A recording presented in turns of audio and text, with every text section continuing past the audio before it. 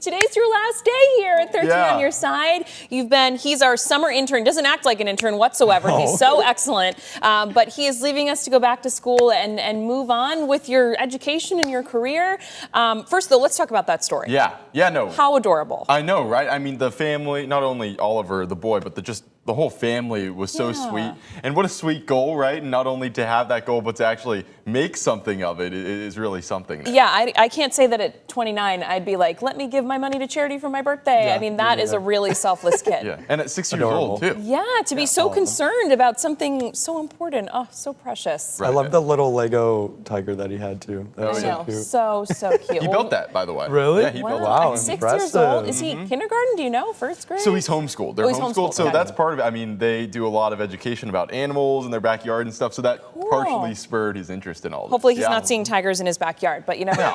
That would not be ideal. You never know these days. Okay, so you've been our intern this summer. Tell everyone just a reminder where you're going to school, what year you are, and how you ended up here in West Michigan for the summer. Sure, yeah. So I go to school at Northwestern University out in the Chicago area, but I'm from Pittsburgh originally, same as Juliet, which I was really excited to find out. She loves that. Oh, of course, yeah. Immediate in there. But so I'm from Pittsburgh. I'm going into my senior year at Northwestern, and it was really fun to be here and report on air every day for a summer. It was fantastic. Yeah, such an incredible internship opportunity. I remember doing internships in college, and depending on what kind of station you're at and what level that station is and the company's rules and everything, I remember one of my internships, like, you weren't allowed to touch the camera, they barely let you type in a computer, but you really got to dive in here and get some really great practice and I mean, not even practice because it's on the air, some really great reps in, and you're not even done with school yet, which is so great. And you're heading right into another internship. Can you tell us about that? That's right, yeah. So like I said, I'm from Pittsburgh and I'll be interning at WTAE Channel 4, the Hearst-owned station, ABC affiliate, also an ABC affiliate, out in Pittsburgh. So I'm excited for that. Awesome. And I mean, you're doing that and it's also senior year. I know it's far out and who knows, but is there any spot, and we won't be upset if it's not West Michigan. Would you like to continue to report, close to home in PA? Would that be the dream or somewhere else? Well, I'll say this. I came here because I really just wanted to be on air, and they told me I could be on air here. So that's why I came. That really, the area didn't have anything to do with it. But I was really pleasantly surprised about how nice West Michigan was, not just the area and the beaches, but the people too have been really great. And it really, I mean, it's cliche to say a little bit, but it really is a privilege to have been able to tell all these West Michigander stories for the past few weeks. That being said, I mean, for my first place out of school, I'm really just looking for where can I grow the most, right? And so if that's here, great. If it's in Pittsburgh, great. If it's, in Texas or California or Oklahoma, who knows, I'll go there too. Very cool. Okay, I know you've covered so many different stories. I'm kind of replaying some of them in my head. Any that, just stand out for whatever reason? Good, bad, interesting? I mean, you just did the armadillo story last week. I know you were on the building demolition that was Muskegon a couple of months ago. That story ended up being crazy because it was drawn out for so long. But any that stand out to you, kind of just looking back at the last few months? They all blend together, sort of, right? I mean, so it was funny. My second day, I think it was on air, I was at that building demolition. And immediately it was like, okay, 8 live shots now on your second day. So that was great practice for me. And it was funny. I mean, I went into a restaurant the day after the first day that it was supposed to be demolished, and everyone was like, how long have you been standing outside that building? You've been there forever. You've been there forever. That was like building You were here boy. on Evening Plus for like over an hour waiting for that building to come down. It was hilarious. So I was building boy for a couple days there.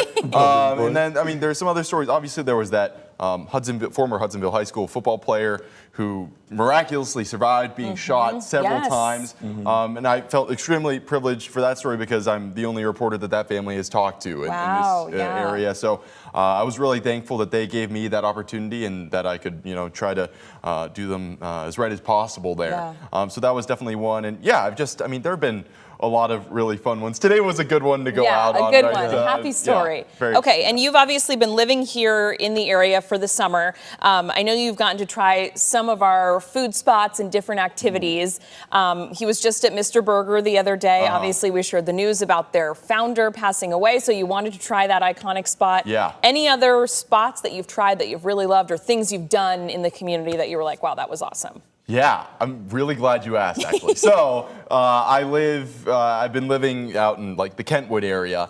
And last weekend I went to a Korean restaurant, like family owned. It's, I think, and I'm told that one of our former reporters, JD did a story about it back in the Yeah. day. Oh, yes. Yeah, JD that's was fine. always telling us about the new Korean spots, which was really cool. Yeah, so I mean, it was, so I'm not even Korean, but I have a lot of Korean friends. Several of my roommates were Korean, so I eat a lot of Korean food. I love Korean food.